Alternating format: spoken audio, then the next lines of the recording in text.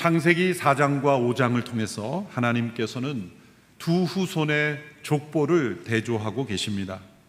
창세기 4장은 하나님을 떠난 가인의 후손의 족보입니다. 창세기 5장은 하나님을 사랑하고 경외하며 예배하는 셋의 후손의 족보입니다. 4장에 나타난 가인의 후손들의 모습은 하나님을 떠난 타락한 문화의 모습입니다. 아벨을 죽인 가인의 분노와 살인은 세대가 흘러갈수록 더 큰 분노와 살인과 폭력으로 나타납니다. 하나님의 약속을 의지하기보다 자기 자신을 의지하며 스스로를 보호하며 성을 쌓고 도시를 만들어가는 모습입니다. 하나님이 인간에게 주신 고유한 능력으로 그들에게는 문화가 발전되지만 하나님 없는 문화의 모습입니다. 그들은 최초의 도시, 최초의 과학기술, 최초의 악기, 여러 문화의 발전이 이루어지지만 하나님을 영화롭게 하는 문화가 아닌 인간 자신을 높이는 그런 문화의 모습입니다.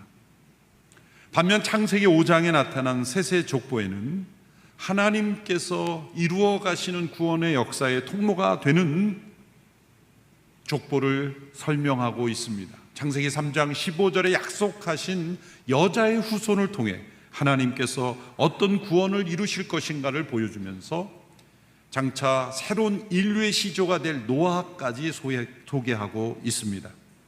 그래서 이를 위해서 다시 족보를 기술하는데 아담으로부터 시작됩니다. 마치 창조 기록부터 다시 서술하듯이 1절에 보면 하나님께서 사람을 하나님의 형상대로 기록하셨다라고 기록하고 2절을 보면 남자와 여자로 창조하셨다라고 기록합니다. 3절에 보면 아담이 130세에 셋을 낳았다라고 기록합니다. 그리고 셋이 낳은 에노스는 비로소 여호와의 이름을 불렀다라고 기록합니다. 비로소 여호와의 이름을 불렀다는 것은 그 이전의 사람들이 하나님을 몰랐다는 것이 아니라 비로소 공적 예배가 확립되었다는 의미입니다. 특이한 것은 이 5장에 나타난 족보에 가인과 아벨이 생략되었다는 것이죠. 아담에게서 바로 셋으로 이어집니다. 이것은 역사를 왜곡하려는 것이 아니라 하나님께서 이루시고자 하는 구원의 역사의 중심 인물이 아니기 때문에 생략한 것입니다. 창세기 족보가 연대기 순으로 모든 사람들을 다 기록한 것이 아니라 목적에 따라서 과감하게 생략된 족보라는 것을 우리에게 알려줍니다. 그러므로 창세기의 족보를 통해 어떤 연대나 역사를 구체적으로 파악하려는 것은 오류를 만들어낼 수 있다는 것입니다. 이 4장과 5장에 공통적으로 나오는 두 이름이 나타납니다. 이름은 동일한데 전혀 다른 삶을 살았던 사람들입니다. 에녹과 라멕입니다. 가인의 후손에 에녹이 나오고 셋의 후손에도 에녹이 나옵니다.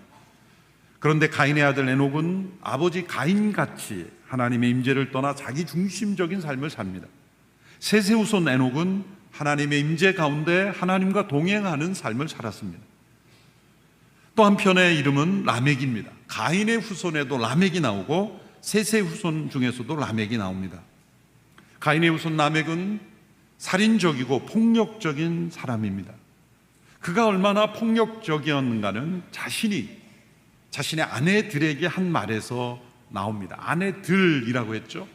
하나님의 창조 질서를 떠나 일부 다처제가 나타나는 사회를 보여줍니다. 23절, 24절, 4장 23절, 24절에 보면 이런 말씀이 나옵니다. 라멕이 자기 아내들에게 말했습니다. 아다여 신라여 내 말을 들어라. 라멕의 아내들이여 내 말에 귀를 기울여라. 내게 상처를 입힌 남자를 내가 죽였다. 나를 상하게 한 젊은이를 내가 죽였다. 만약 가인을 위한 복수가 7배라면 라멕을 위해서는 77배가 될 것이다. 얼마나 잔인하고 폭력적입니까? 자신에게 상처를 입힌 사람을 죽였다라고 자랑하는 노래를 자신의 아내들에게 하는 것입니다. 그리고 자신이 복수하는 것은 77배라는 겁니다. 7배 정도가 아니라 복수를 즐기고 당연시하고 그리고 자신에게 조금이라도 손해와 해를 끼친다면 곧 죽음으로 복수하는 그런 잔인한 폭력적인 인성을 보여주는 것입니다. 반면 5장에 나타난 셋의 후손 라멕은 경건한 에녹의 손자, 그리고 노아의 아버지로서 에녹을 이어서 경건한 삶을 보여줍니다. 그리고 노아를 낳고 노아 시대에 준비하였던 방주, 장차 오실 하나님의 심판을 준비하는 경건한 후손이었습니다. 그래서 5장의 셋의 후손의 기록에서는 그들이 몇 년 살았다는 기록이 나옵니다. 평균 930년 정도의 장수의 기록들이 나오죠. 그러나 가인의 후손들의 기록에는 몇 년 살았다는 기록이 나오지 않습니다. 의도적으로 그들의 연수를 기록하지 않은 것은 그들의 문화가 매우 타락하였기에, 이렇게 복수와 폭력으로 점철되어 있기에 하나님이 허락하신 수명을 다하지 못하고 죽는 일들이 비일비재했기 때문에 연수를 아예 생략해 버렸다라고 해석할 수 있습니다. 결국 그들은 노아의 홍수 심판에서도 살아남지 못했습니다. 가인의 족보는 심판으로 끝나고 셋의 족보는 구원으로 이어집니다. 이처럼 4장과 5장이 뚜렷한 이 족보를 통해 대조하고 있는데, 그 족보에서 한 인물들을 특별히 부각하여 대조하고 있다는 것을 알 수가 있습니다. 가인의 후손 중에서는 앞서 살펴본 라멕이라는 잔인한 인물을 부각시키고, 셋의 후손에서는 경건하여 하나님과 동행한 에녹을 부각을 시킵니다. 공통점은 둘 다 7대 손이라는 것입니다. 성경에 나타난 족보는 강조하고 싶은 인물을 7번째 후손으로 자리매김함으로써 강조하는 기록 습관이 있습니다. 예수님을 소개하는 마태복음의 족보에서도 아브라함부터 다윗까지가 14대요. 그러니까 7배수죠. 7을 2번 더한 배수고, 바벨론 포로부터 그리스도 출생까지도 14대다. 그러므로 이 7배수가 4번 이어지는 그러한 구조로 족보를 기술했다는 것. 그 안에는 생략이 다소 들어 있습니다. 그러므로 중요한 시점에 7 인물을 7대 손으로 언급함으로써 족보를 통해 어떤 메시지를 주는 것이 유대인들의 족보 기록 습관입니다. 바로 창세기 5장에서도 그러한 시각으로 에녹을 7대 손의 위치에 기록함으로써 중요한 인물임을 부각하고 있다는 거죠. 4장에 나타난 라멕은 앞서 잔인과 폭력적인 것을 언급했고, 이제 5장에 나타난 에녹의 초점을 두겠습니다. 이 5장에는 많은 인물들의 이름이 나타납니다. 아담으로부터 셋으로 이어져서 누가 몇 년을 살다가 누구를 낳고 죽었다는 기록이 반복됩니다. 8번이나 반복되는 이 언급에는 죽었더라, 죽었더라, 죽었더라, 죽음으로 끝납니다. 하나님께서 반드시 죽으리라 하신 그 말씀이 진리라는 것이 나타나는 거죠. 하나님은 그들을 즉시로 죽지 않게 함으로써 은혜를 베푸셨습니다. 먹는 날에는 정령 죽으리라 하셨지만 바로 죽지 않게 하심으로 그들로 하여금 자손을 낳게 하셨고, 그 자손을 통해 남은 자들을 구원하심으로 영원한 나라에 들어갈 하나님의 자녀들을 변화시키시는 일을 행하신 것입니다. 그러므로 그들이 900년 넘게 살며 자손을 낳았고, 그 자손 가운데 하나님이 택하신 경건한 셋의 후손을 통해 하나님은 구원의 역사를 이루신 것입니다. 그래서 아담은 930년을 살며 자녀를 낳다 살다가 죽었습니다.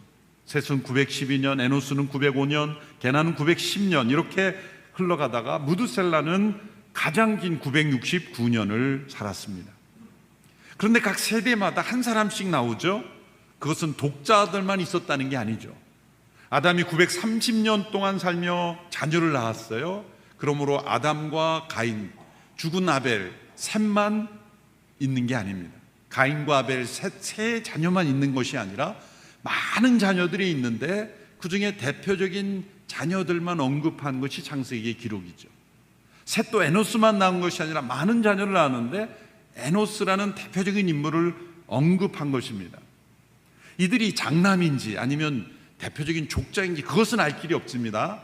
그러나 대표적인 인물들을 선정하여 이렇게 언급한 것이지 이들만 존재했다는 것이 아니라는 것이죠. 중요한 것은 이들이 거의 1000년 가까운 900년이 넘는 삶을 살았다는 것입니다.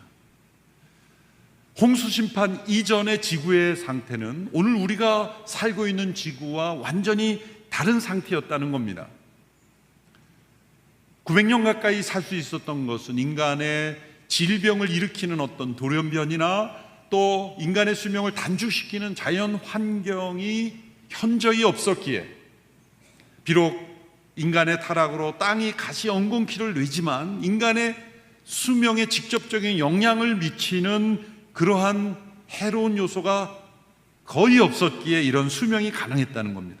홍수 심판 이후에 지구에 대격변이 일어나서 우리가 살고 있는 점차 기후 위기로 치닫는 이러한 환경에 처함으로 수명이 10분의 1 이하로 줄어들게 된 것입니다. 그러나 1000년 가까이 살았다 할지라도 죽음은 죽음입니다. 우리에게는 너무나 긴 세월처럼 여겨지지만 영원이라는 기준에 비하면 1000년도 지나가는 한 점에 불과한 것이고, 2000년이든 3000년이든 10000년이든 이 시간은 영혼에 비하면 한순간에 지나가는 점에 불과한 것입니다. 아담과 하와의 범죄함으로 죽음이 지배하는 세상이 되었습니다. 창세기 5장에 반복되는 인생들의 사이클이 바로 그것을 보여줍니다. 그런데 그 죽음의 사이클을 끊고 죽음을 보지 않고 하나님이 데려가신 사람이 나옵니다. 그가 에녹입니다. 오늘 본문 5장 21절에서 24절의 말씀을 함께 읽어보겠습니다. 시작. 에녹은 65세에 무드셀라를 낳았습니다. 무드셀라를 낳은 후 300년 동안 하나님과 동행하며 다른 자녀들을 낳았습니다. 에녹은 모두 365년을 살았습니다. 에녹은 하나님과 동행하다가 세상에서 사라졌는데 하나님께서 그를 데려가셨기 때문입니다. 짧은 구절에 하나님과 동행하였다는 말씀을 2번씩이나 강조하고 있습니다. 다른 모든 인생들은 죽었다라고 끝나지만 그의 인생은 하나님과 동행하며 살다가 하나님이 데려가셨다라는 언급으로 끝납니다. 계속 죽음의 종만 울리다가 생명의 종, 희망의 종이 울린 것입니다. 그런데 에녹은 다른 당시의 사람들 평균 수명의 절반 정도의 삶을 살았다는 거죠. 365년이면 당시에 평균 900년대의 삶을 살았던 당대 사람들보다는 절반의 인생을 살았던 것입니다. 그것은 그 당시의 사람들에게는 매우 충격적인 일이었을 겁니다. 만일 에녹이 사장에 나오는 대표적인 인물처럼 라멕처럼, 가인의 후손 라멕처럼 그렇게 살인적이고 폭력적이고 사회에 해를 끼치는 그런 인생을 살았더라면, 그러던 그가 갑자기 사라지면 하나님이 빨리 데려가셨구나, 세상이 더 망가지기 전에 빨리 데려가셨구나, 그렇게 사람들이 생각했을 텐데, 모든 사람들에게 존경받고 하나님의 임재를 나타내는 경건한 에녹이 갑자기 보이지 않고 하나님이 데려가셨으니 어찌된 일인가라고 사람들은 당황했을 것입니다. 왜냐하면 지금이나 그때나 사람들의 인식에는 우리가 발딛고 살아가는 이 세상이 하나님이 예비하신 영원한 세상보다 훨씬 더 좋은 세상이라는 거고, 그런 생각이 있기 때문이에요. 여러분 한번 솔직하게 자신에게 질문해 보십시오. 천국이 있다고 믿는데 영원한 천국에 사는 것보다 이 땅에서 영원히 사는 걸 선택하라면 어느 것을 선택할까요? 가보지 않았으니까 나는 이 땅에 영원히 사는 것을 힘들고 어렵고 죄와 아픔이 있지만 이 땅에 영원히 사는 편이 낫지 않을까라고 생각하지 않을까요? 그러니 이 땅에서 오래오래 사는 것이 영원한 나라에 들어가는 것보다 훨씬 더 좋은 것이라고 생각하지 않을까요? 그런 시각에서 보면 우리는 이 땅에서 오래 사는 것만이 축복이고 어떻게 사는가에 대해서는 생각을 하지 않을 가능성이 많습니다. 하나님께서 에녹의 인생을 절반으로 줄이심으로 우리에게 주시는 메시지는 무엇일까요? 그것은 오래 사는 것이 중요한 것이 아니라 어떻게 사는 것이 중요합니다. 인생의 길이보다 의미가 중요하며, 그 의미는 어디에서 나오는 것인가? 하나님과 어떤 관계 속에 살아가는가? 영원하신 하나님과 어떤 관계를 맺고 살았는가? 그분과 동행했는가? 그리고 그분을 기쁘시게 하는 인생이었는가를 평가하는 것이 더 중요한 기준이라는 것입니다. 히브리서 11장 5절의 말씀에 에녹에 대한 인생의 평가를 이렇게 내립니다. 같이 함께 읽겠습니다. 시작. 믿음으로 에녹은 죽음을 보지 않고 들림을 받았습니다. 하나님께서 그를 데려가셨기 때문에 그는 더 이상 보이지 않았습니다. 들려가기 전에 그는 하나님을 기쁘시게 하는 사람이라는 인정을 받았습니다. 믿음으로 하나님과 동행하다가 들림을 받고 죽음을 보지 않고 들림을 받은 이 에녹은 장차 여자의 후손으로 오시는 예수 그리스도께서 죽음을 이기시고 승리하여 승천하신 예수 그리스도를 미리 예표하는 것입니다. 또한 그리스도 안에서 죽음을 통과하고 부활의 생명으로 그분과 함께 들림 받는 모든 그리스도인들을 예표하는 것입니다. 에녹이 죽음을 보지 않고 옮길 수 있었다면 그리스도 안에서 우리 모두도 부활의 생명으로 변화될 수 있다는 것을 우리에게 알려주며, 우리도 에녹처럼 이 땅에서 하나님과 동행하며 살다가 그 연수가 몇 해이던 간에 그 길이에 따라 평가되는 인생이 아니라 하나님과 동행하였는가를 가지고 평가되는 인생이 되어야 한다는 것을 가르쳐주고 있습니다. 도대체 에녹은 어떠한 믿음을 가졌기에 이렇게 하나님과 동행할 수 있었을까? 어떻게 이런 믿음을 가질 수 있었을까? 라는 질문을 던질 수 있습니다. 그 해답을 오늘 본문 5장 21절 22절에서 알려줍니다. 5장 21절 22절에 보면 같이 읽어볼까요? 시작. 에녹은 65세에 무두셀라를 낳았습니다. 무두셀라를 낳은 후 300년 동안 하나님과 동행하며 다른 자녀들을 낳았습니다. 짧은 이 에녹의 생애를 요하게 무두셀라를 낳았다는 기록이 2번 반복이 됩니다. 65세에 무두셀라를 낳았고 무두셀라를 낳은 후 300년 동안 하나님과 동행했다고 했으니 그가 65세 때 무두셀라를 낳은 이 체험이 하나님과 동행하는 삶의 전환의 결정적 원인이 되었다는 것을 2번 언급하며 강조하고 있는 것이죠. 무두셀라라는 이름은 무엇일까? 정확한 의미는 확신하지 않지만 여러 어원을 정확해 볼 때 창을 가진 사람인데 그가 죽으면 마지막이 온다라는 메시지를 내포한다는 거죠.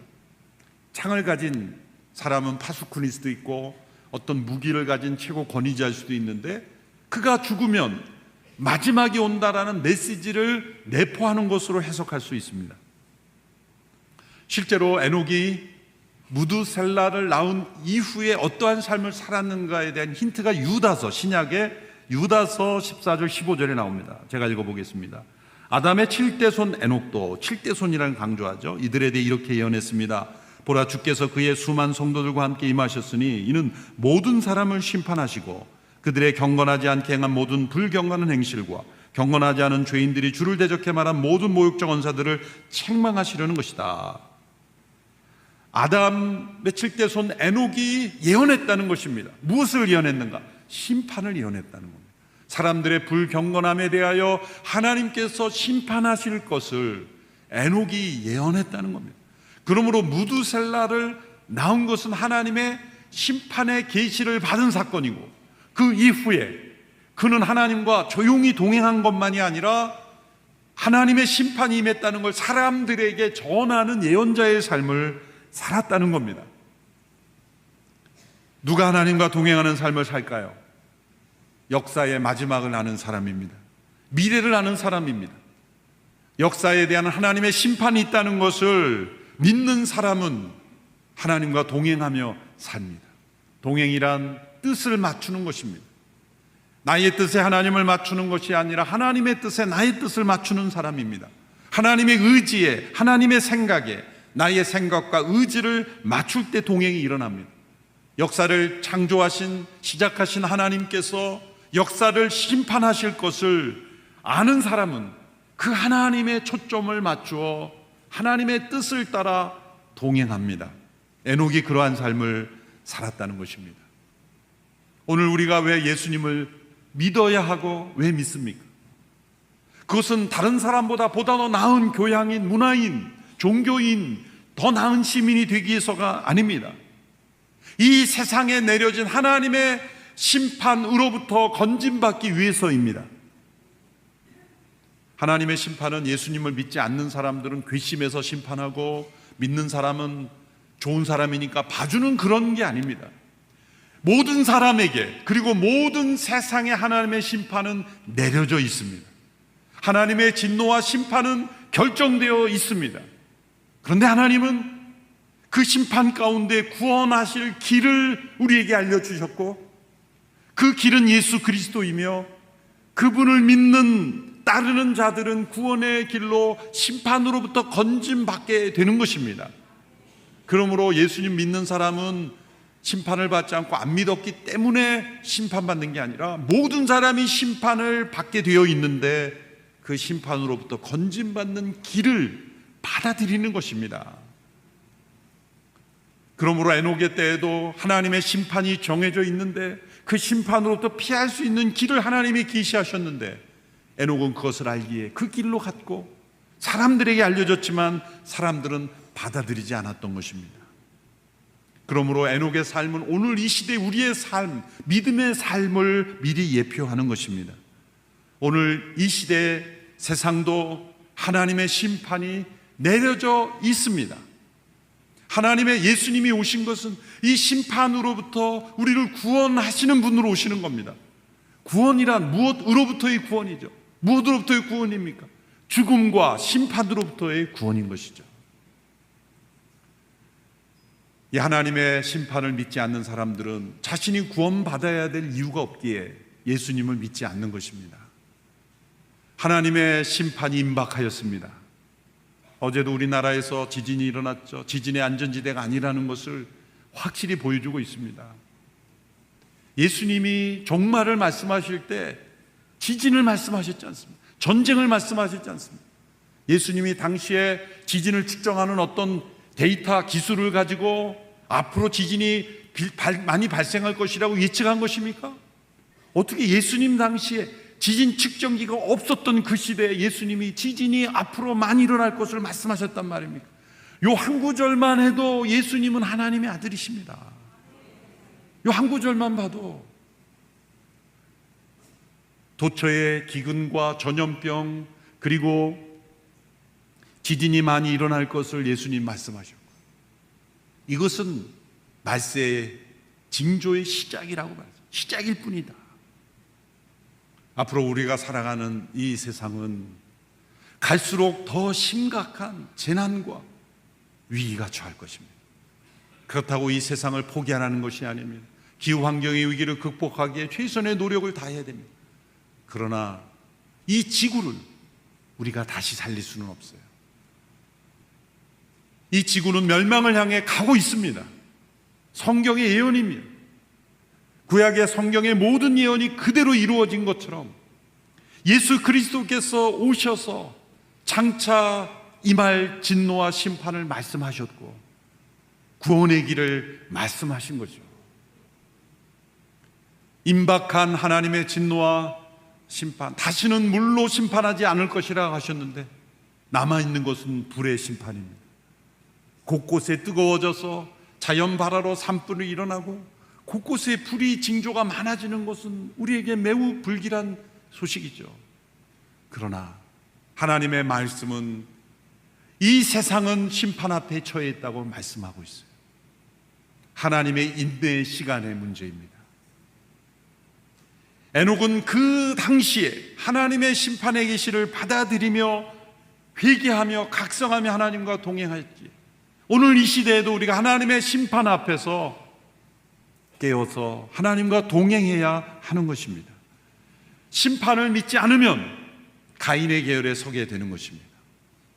하나님의 심판의 계시를 받아들이느냐 받아들이지 않느냐가 구원의 길을 필요로 하느냐 필요로 하지 않느냐로 결정하는 것이고, 그것이 곧 예수 그리스도에 대한 믿음으로 연결되는 것입니다. 그렇다면 다시 에녹으로 돌아가서 과연 무두셀라가 들어 죽었을 때 어떤 일이 일어났는가 살펴보겠습니다. 5장의 족보를 다시 정리해 보면 에녹의 아들 무두셀라가 187세에 라멕을 낳았다고 했습니다. 또 라멕이 182세에 노아를 낳았다고 했습니다. 그리고 노아가 600세에 홍수가 일어났습니다. 7장 11절에. 그러면 이 나이를 다 합하면 무두셀라의 나이는 몇 세입니까? 969세. 무두셀라가 죽은 해이고 그때 홍수가 일어나는 거예요. 노아의 나이가 600세 때 무두셀라가 969세인데 그 해가 홍수가 일어난 해입니다. 그러면 무두셀라가 죽은 그 해부터 홍수가 일어났고 대격변이 일어난 거예요. 그러므로 무두셀라가 969세라는 성경에서 최장수 인간이라는 레코드를 가진 것은 그가 누구보다도 전 세계에서 가장 건강관리를 잘했기 때문이 아닌 거예요. 무두셀라가 가장 오래 살 수 있었던 이유 뭡니까? 하나님이 심판을 오래 참으신 결과예요. 성경에서 가장 오래 산 사람이 무두셀라죠. 그럼 가장 짧게 산 사람은 누구입니까? 이건 넌센스 퀴즈입니다. 느부갓네살. 또 진지하게 믿고 전파하는 분이 있을까 두렵습니다. 가장 오래 산 이유는 하나님이 오래 참으신 거예요.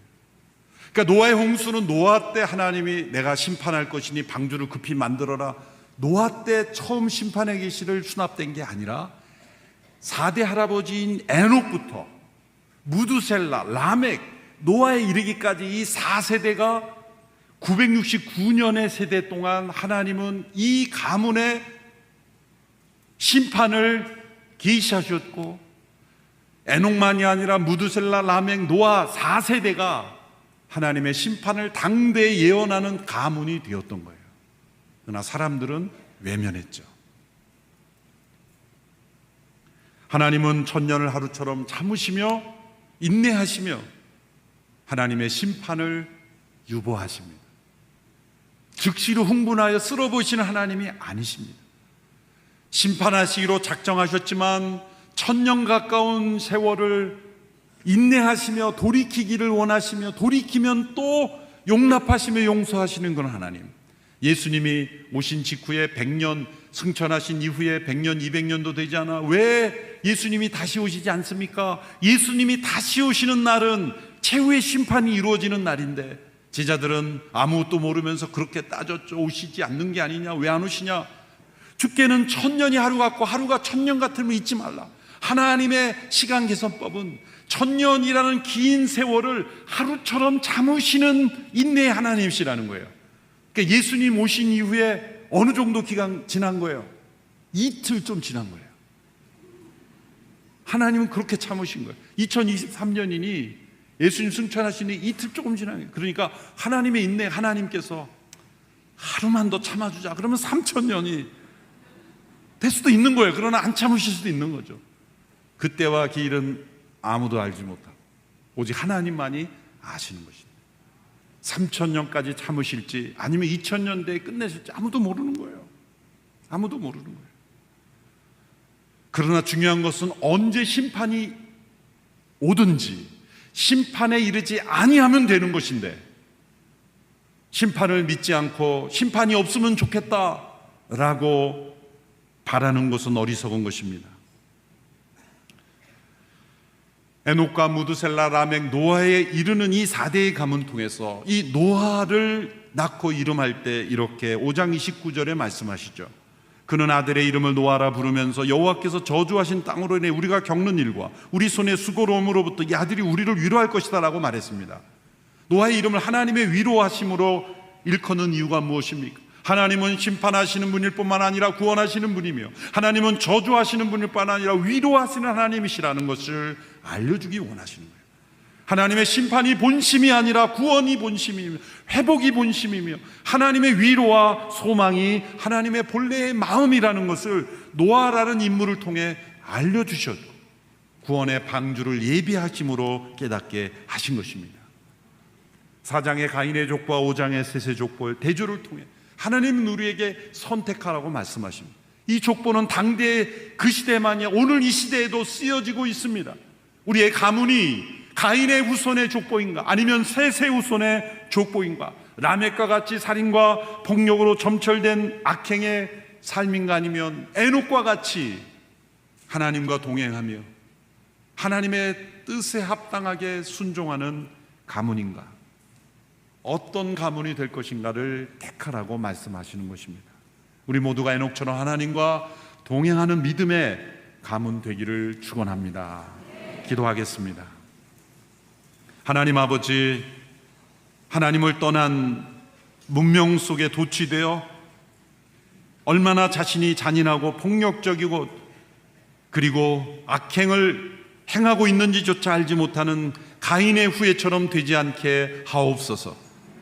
하나님의 심판을 깨닫고 하나님과 동행하며 믿음으로 하나님의 약속을 바라며 영원한 나라로 인도함을 받는 에녹의 가문 되게 하여 주시고, 우리의 자녀들 자자 손손 우리의 가문들이 에녹의 가문처럼 되게 하옵소서.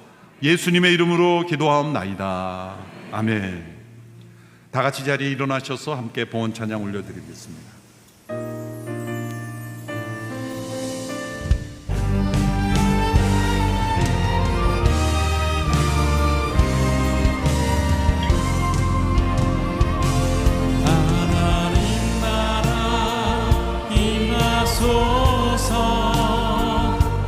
영광과 존귀 능력과 위엄 놀라운 사랑의 기적의 하나님 지금 이곳에 오소서.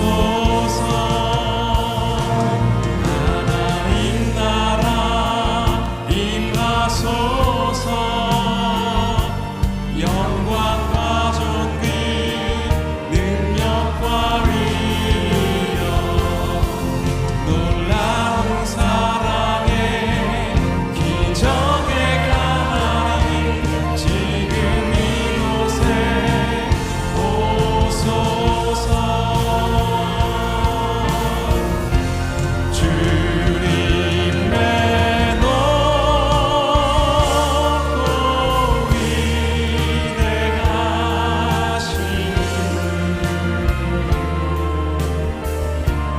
내 영혼이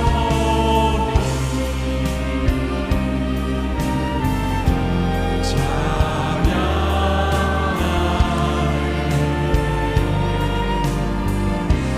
주님의 높고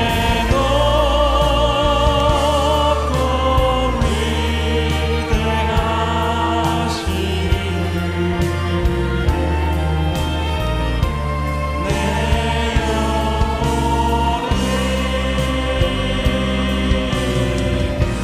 찬양하네.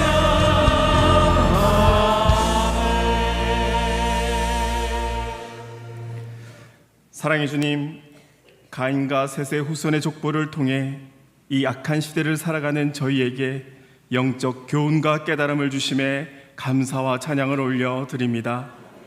이 악행의 시대에 가인의 후손 라멕의 길이 아니라 셋의 후손 에녹과 같이 하나님을 기쁘시게 하며 하나님과 예수 그리스도를 믿는 믿음으로 동행하는 우리 모두의 인생이 되게 하여 주시옵고, 더 나아가 믿음의 명문 가문 될 수 있도록 우리의 가정을 지켜 보호하여 주시옵소서. 주신 은혜 감사하여 우리에게 주신 모든 것 중에 일부를 구별하여 주님께 올려드립니다. 이 헌금을 기쁘게 받으시고 사용되는 곳마다 하나님의 사랑과 그리스도의 복음이 편만히 증거되게 하여 주시옵소서. 드린 손길도 기억하여 주셔서 하늘의 신령한 복과 땅의 기름진 복을 삶의 자리 가운데 풍성히 더하여 주시옵소서. 이제는 우리 주 예수 그리스도의 크신 은혜와 하나님 아버지의 무한하신 사랑하심과 성령님의 교통하심이 악행의 시대에 에녹과 같이 하나님과 늘 동행하며 살아가기를 소망하는 하나님의 사람들 한 사람 한 사람 머리머리 위에 열방에 흩어져 주의 복음을 증거하시는 선교사님들과 아울리치 팀 위에 이 나라와 이 민족 위에 지금부터 영원까지 함께 하시길 간절히 축원하옵나이다. 아멘.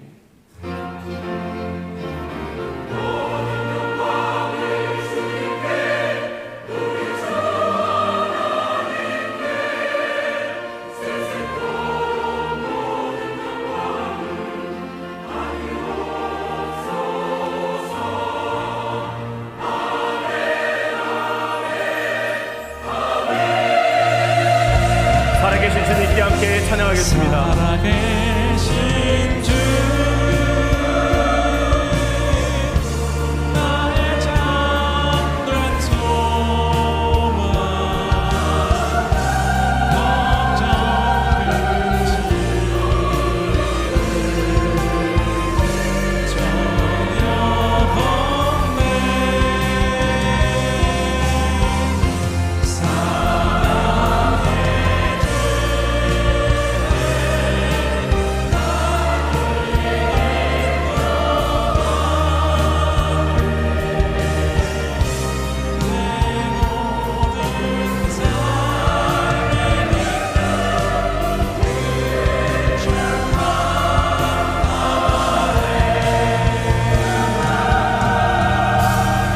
할렐루야. 예배를 받으신 하나님께 감사와 영광 말씀 올려드리겠습니다.